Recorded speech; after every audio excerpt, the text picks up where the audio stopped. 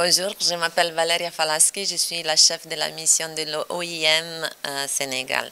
Aujourd'hui, c'est un grand jour pour moi parce que c'est un cadre de concertation régionale d'Urbel. C'est le premier cadre de concertation de tous les acteurs de la société civile, de l'État, des migrants de retour et pour voir un peu les défis que les migrants ont dans leur intégration, mais aussi exploiter et voir toutes les potentialités que le territoire il a dans les régions.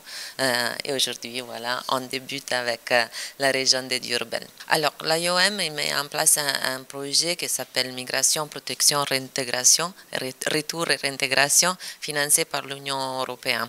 Depuis 2015, le projet l'a vu les jours après la Valette, l'accord de la Valette, et l'Union européenne il a toujours soutenu cette protection des migrants, on peut dire, sur les routes vers la Méditerranée.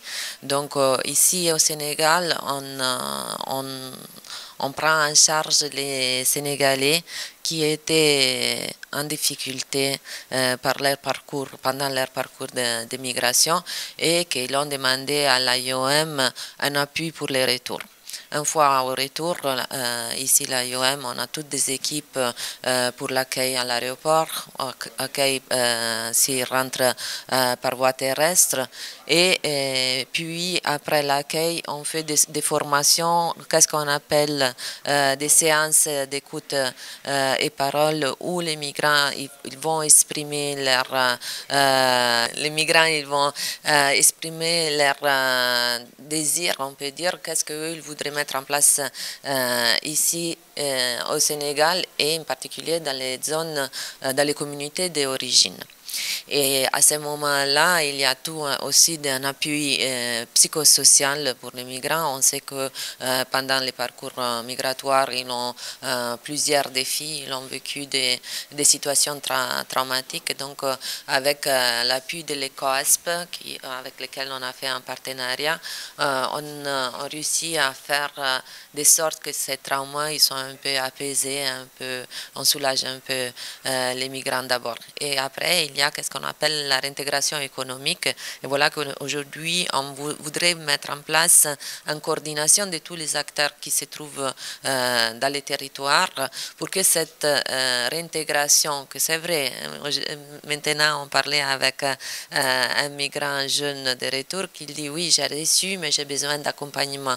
Si je n'ai pas un accompagnement solide, mon activité il va échouer. Et donc c'est ça qu'on cherche de faire, un accompagnement de tous ces jeunes qui sont rentrés. Il faut rappeler que juste dans la mise en place de ces projets un pied à rare, que c'est un an maintenant qui a vu le jour, on a réintégré 700 migrants de retour dans tout l'étendue de les territoires.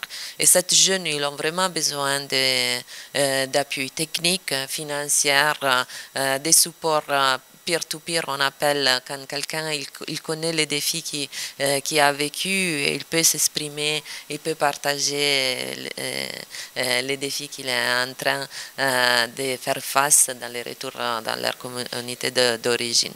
Alors, les défis, c'est il y a beaucoup des acteurs. Nous, on travaille beaucoup avec la Direction générale des Sénégalais à l'extérieur, la DGSE, et avec tous les partenaires. Maintenant, ça fait 5 ans qu'on travaille sur ça. Et qu'est-ce qu'on voit, c'est qu'il manque un peu la coordination. Donc, on a beaucoup des acteurs, mais parfois, les acteurs, ils ne connaissent pas qu'est-ce qu'il fait l'autre.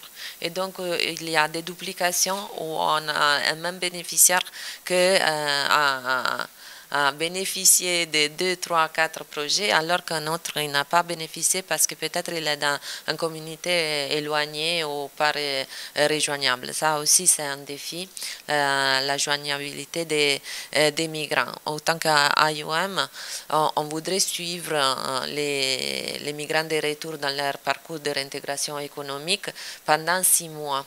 Mais parfois, on se rend compte qu'on n'arrive plus à rejoindre ces migrants, soit parce qu'il a perdu le téléphone, soit pourquoi il a donné son téléphone à quelqu'un d'autre.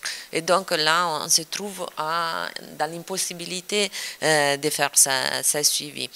Un autre défi majeur, oui, c'est les paquet qu'on peut donner. Donc l'Union européenne, il est très généreux, mais comme le nombre c'est tellement élevé, on n'arrive pas à donner vraiment un appui consistant. Donc les activités génératrices de revenus sont vraiment comme un petit support pour commencer une activité. Et après, les migrants avec la famille ou la communauté, il doit, les structures étatiques régionales et les autres partenaires, il doit s'investir davantage.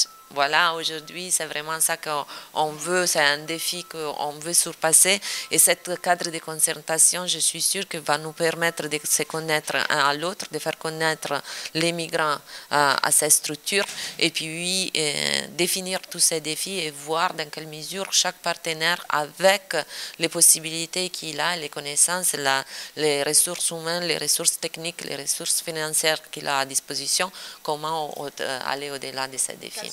Alors, les zones d'intervention, c'est tout l'étendue du Sénégal. Les migrants, quand on appelle retour volontaire, je voudrais souligner cette volontaire, c'est les Sénégalais qui est au Niger, il va chez l'IOM et il dit « j'ai besoin de rentrer ». Donc, on va pas, c'est pas l'IOM qui va chercher les gens et il dit « vous rentrez ». Vous savez que l'IOM, il est pour la migration surordonnée et régulière. On est pour la migration. Donc, on est pour une migration qui soit conforme à tout ce que ce sont les droits humains.